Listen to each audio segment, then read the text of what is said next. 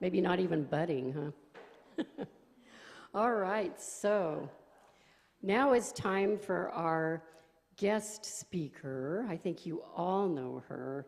She's just, I would call kind of like a ball of fire, kind of, except maybe more of a white light of fire. But anyway, she's got a lot of energy, a lot of wonderful energy. She does a lot in our community, and she's a great speaker, and we love to have her. So please welcome Rabbi Rachel.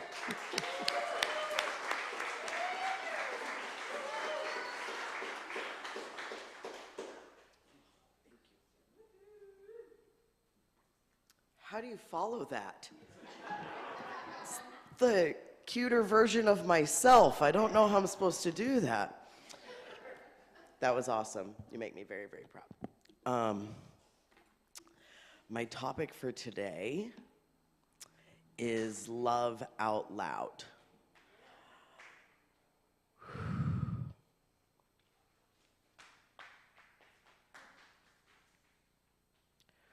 God, please allow me to open my heart so that others may open theirs.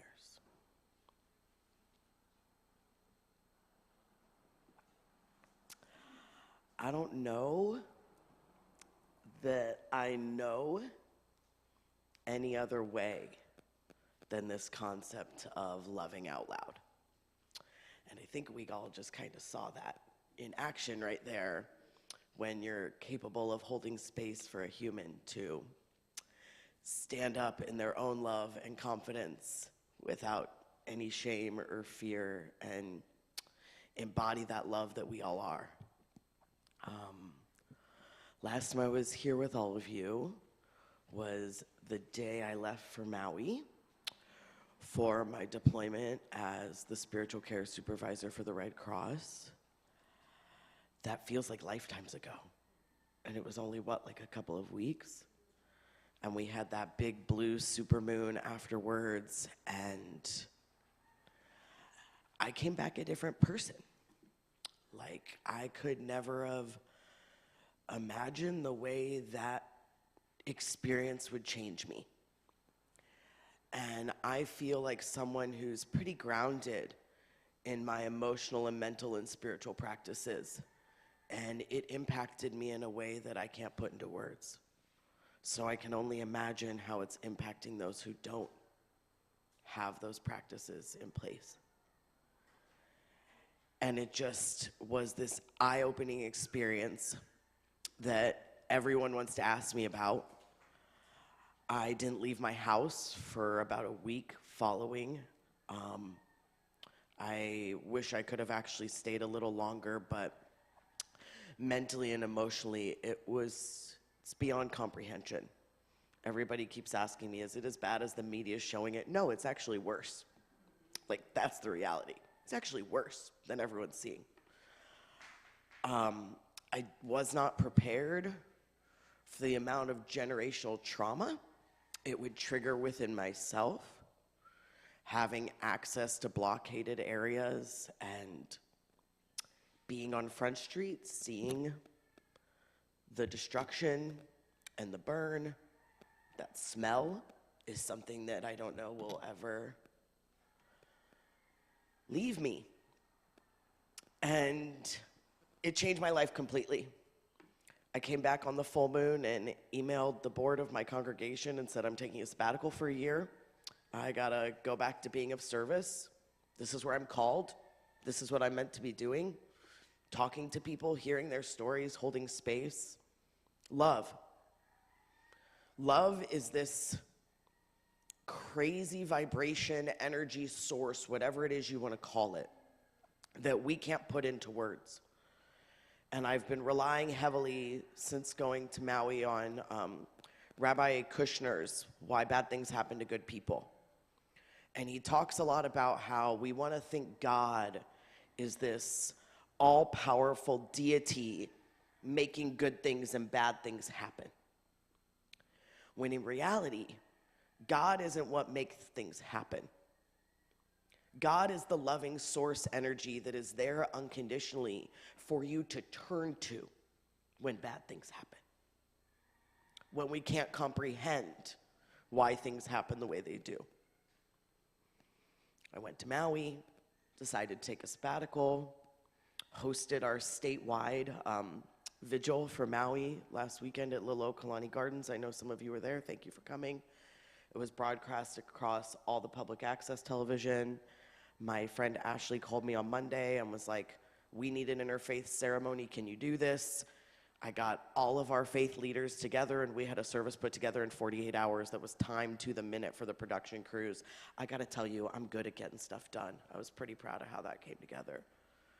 My friend from Lahaina flew over for it, was able to share. I have my friend who's now a refugee from Lahaina sleeping on my couch for weeks. And then 2 days ago, my cat passed away. So life has just been one thing after the other. And it's really made me reflect on love. I read a book to Sapphira called The Invisible String. And it talks about this invisible thread that is love that connects us even when we're not apart. And how even when I get mad at her, when she takes cookies without asking, that string is still there. How even when she goes to school during the day and I can't see her, I tug on my string, she tugs on hers, and we feel each other. And how even when someone leaves us in this body and in this spirit, we still feel that love. Because people and animals and plants die. But love doesn't die. That love your neighbor as yourself, to me, is God. Knowing that you're God, you're God, you're God, you're God, I'm God. And we are all this vibration at the same point that never truly leaves us. And it's so hard to have that love and that faith in moments of grief and trauma and suffering, when it feels like it's just too much. But in that darkness, there is an opportunity for us to shine brighter. In all that destruction that I saw and experienced and felt on Maui, the nightmares, the stories I heard, the people whose energy I felt, there was love as the thread of it all. People just wanted a hug. People just wanted to be seen and know they weren't alone, and that they're still loved, and that they're still here. And the guilt of still being here for a lot of them, I have to tell you, is almost worse than if they'd passed. And I watched and experienced more so the best and worst of humanity all within a week with my own eyes. I saw firsthand the extreme mental health issues that social media and the internet is causing us as a collective society, from people who wanted to get on Instagram and Facebook to tell their family members they were still alive, but were instantly bombarded with images of the destruction that they had just lived through. You think they want to see it anymore? They saw that it happened. Blows my mind the way that media continuously showed all these drones and flyovers and everything of Front Street. I don't want to be dark, I want to be real. You're looking at a mass grave. Those are people's bodies. Those are their belongings. How sacred are our bones and our body in Hawaiian culture and Jewish culture and all cultures? And here we all just Google at it and watch it and then trauma bond over it. Everybody wants to focus on how it happened and who let us down, rather than just loving on the people right now. Don't get me wrong, I'm all about leading the revolution. I've told you this before. But now isn't the time to fight the system. Now's the time to love the people who need it. This is only the beginning. And I just got a text message a few days ago that they need a spiritual care supervisor deployed urgently again. I don't know how I can do that with her and everything and how I would accommodate that yet again. But it comes back to the point of what I said when I was here last time. Everybody wants to jump up and help and get on a plane at the beginning. But then that starts to fade. And those people are still left there in need of healing. That love is still there. And I see all of them in ourselves.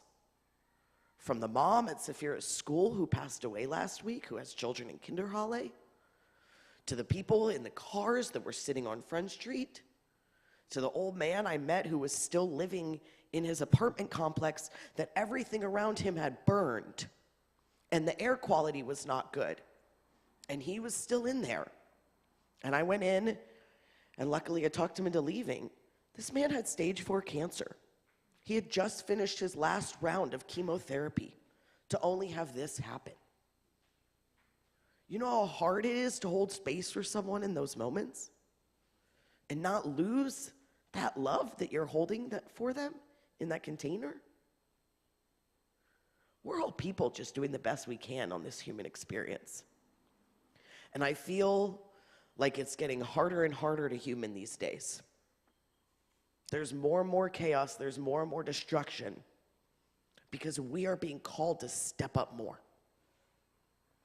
And I know that's scary, and I don't know how. I know for me, it's taking massive risks and leaps of faith and loving out loud harder than I have before. Because to me, when you love out loud, when you do anything out loud, it's because you don't have fear. It's because you don't have guilt or shame. These concepts that weigh us down so heavily.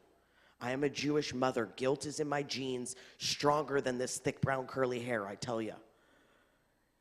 You have no idea the guilt I felt for being in Maui, the guilt away from her, the guilt I felt for not being in Maui, away from them, and constantly. And it's so easy to spiral into that should all over yourself. Oy.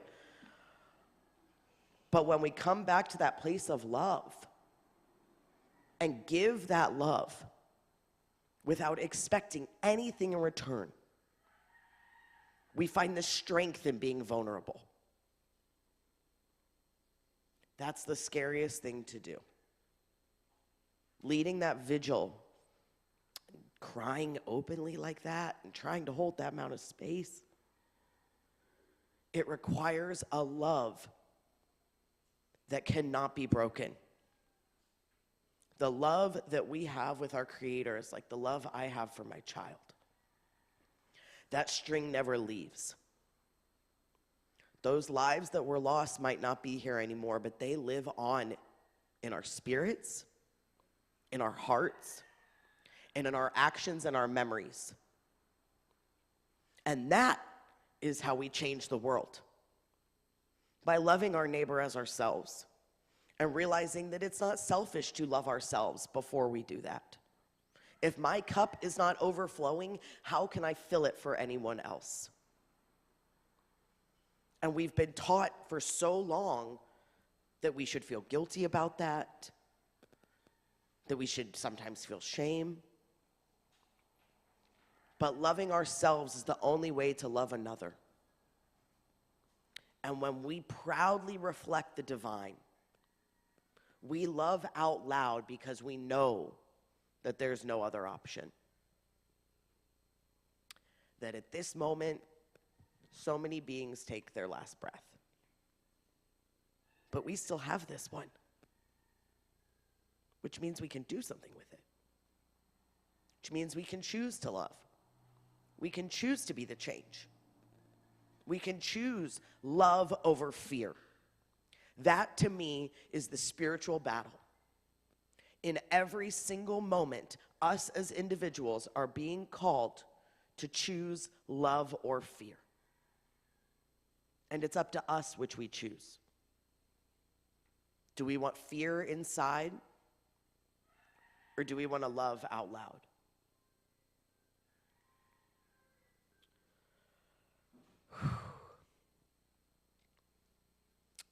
Can't stop the waves, but you can learn to surf, right? It's my go-to. when it comes to death and dying and grief and loss and love. That's how it is. It flows. It comes in, it goes out. It comes in and goes out. And we can either be a part of it, or we can sit on the shore and watch. So I got a little something that came through post Maui, right after my cat passed, right after stepping away from this thing that I've worked so hard to build, only to come back. Lots of big change. Can only get better. Loving out loud makes our Creator proud because it means you're willing to stand out from the crowd.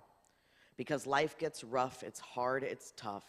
There's moments we feel like we've had enough, which is often when Source calls our bluff, then something else happens off the cuff. And it's in those moments we want to bottle that stuff. But we have to let it out. Without a doubt, it's okay to let others see us cry and pout. It's okay to be angry, yell, and shout. Being authentic is what life's about, and we're all on the same journey, just different routes.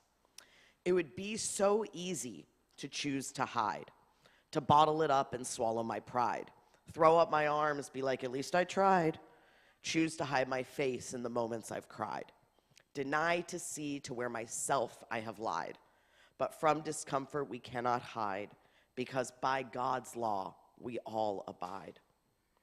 I've seen humanity, the best and the worst, those who choose to be last, those who race to be first.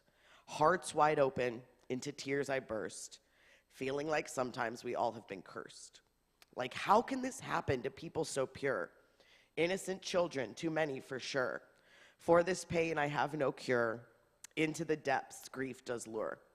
I wish I could say I had the answer to why some people burn and some get cancer, to why one person can walk and one is a dancer, why these things happen to all people, all places, why the divine touches us all genders and races, why we see us in them, their lives and their faces, the presence of life and the aspects it graces, how evil enters, lurks in all spaces, why we must be present yet cover our bases. No one gets out alive, there's no special cases. We're all just moving at different paces. The divine gets ready, tying their laces, restoring our planet to homeostasis. We must love out loud while we have the choice, stand up for what is and share our voice.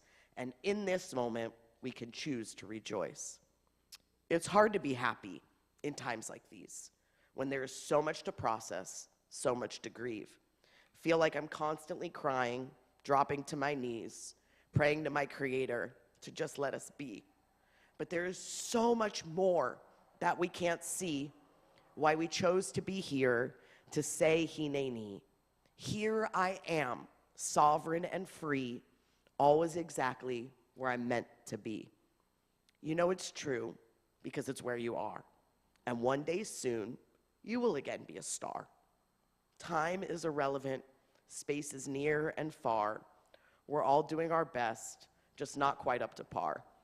Generations before, they set the bar, and sometimes I feel like I'm breaking cycles in tar.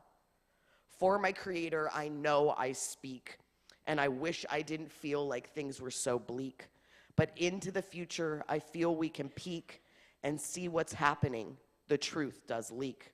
We must restore our waters, our ponds, and our creeks. We must give voice to the voiceless, those who inherit are meek. What's seeking you is what you do seek, and don't ever believe that you are too weak. We all gotta be real, that's how we heal, and see the truths that do conceal. Generations before on the karmic wheel, generations after, they will have to deal. We can choose to be better, this I feel. Help those who are hurting, in need of a meal. Connect with Source, be humble and kneel. Choose to surrender, let God take the wheel. Loving out loud, this is our home. Through this journey together, we wander and roam. All of us spirit and bodies on loan. Our collective vibration has a different tone. Connected through breath, not through our phones. This technology stuff makes us truly alone. When you love out loud, you enter the zone, because love never dies. Shaloha. Shalom. Thank you, everyone.